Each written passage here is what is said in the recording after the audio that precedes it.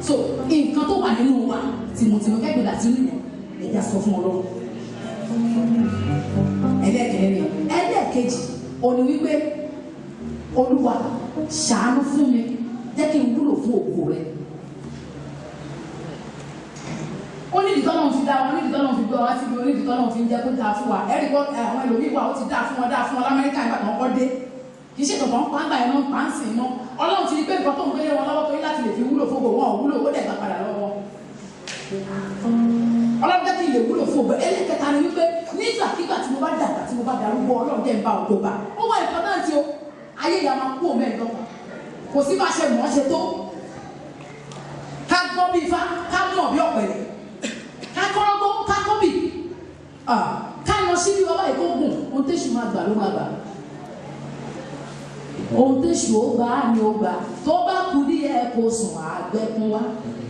Èṣù burú kò ṣe bá ṣe staff kò mọ ọjọ́. Mẹ́tẹ̀ẹ̀ta tá a máa gbà. Á kò ń kọ Jésù lẹ́ẹ̀kan tó o. Á sọ fún Ọlọ́run. Àkọ́kọ́ àti mọ̀. Ẹlẹ́ẹ̀kejì àti mọ̀. Ẹlẹ́ẹ̀kẹta tó jẹ́ ogún yẹn gidi gangan. Ẹ̀jẹ̀ àgbàlagbà. Ó yá àdúrà. Ọ̀pọ̀ èrò láyé àwọn ẹ̀dá. Bí adarí ọkọ̀ lórí wárí. Ẹlẹ́dàá ènìyàn ló jẹ̀bi ọ̀nà ọkọ̀. Ìgbésí ayé wa gẹ́gẹ́ bí ọkọ̀ tí ń rajò. Ǹjẹ́ àti rárìnrìn àjò tí ó sọ pé òun ò tún relé mọ́? Bọ́kọ̀ ẹ̀dá òkun rọ̀ṣà èbúté ni ó ti lọ́ọ̀rẹ́ dàbọ̀. Ọ̀nà Àbújá ta ó gbà bọ̀ àsìkò tí kò wá wa yóò relé. Irú ọkọ̀ ta ó wọ̀ làwọ̀. Ilé ayé yìí àwa náà jà ní. Ẹ má mà jẹ́ ká gbàgbé o. Bí àjò láyé yìí ọ̀run ilé wa. Oníkálukú ti nájà lọ́jà o. Àkókò ń lọ ilẹ̀ ń ṣú o. Bí ilẹ̀ bá ti ṣú dandan ni a ó relé o. Àjò láyé ọ̀run ilé wa. Draw me nearer to thee, O Lord. Draw me nearer to thee. Jésù Olúwa wa. Draw me nearer to thee, O Lord. Draw me nearer to thee.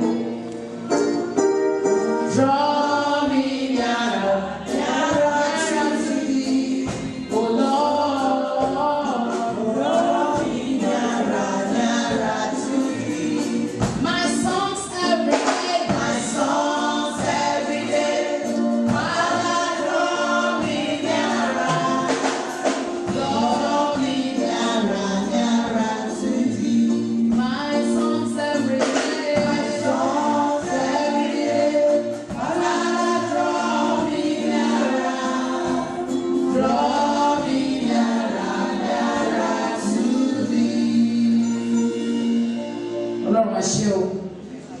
gbọ́ wa sí ọlọ́run ẹ ṣé ògo ni forúkọ yín kò sí tó dàbí ọlọ́run agbẹ́yìnká o fún ayé àná títí di àárọ̀ yóò ògo ni forúkọ yín ọlọ́run lẹ́wọ̀n máa jẹ́ o títí láì Jésù olúwa wa a ní àwọn CDs wa ní ìyọwọ́ ẹ̀yìn.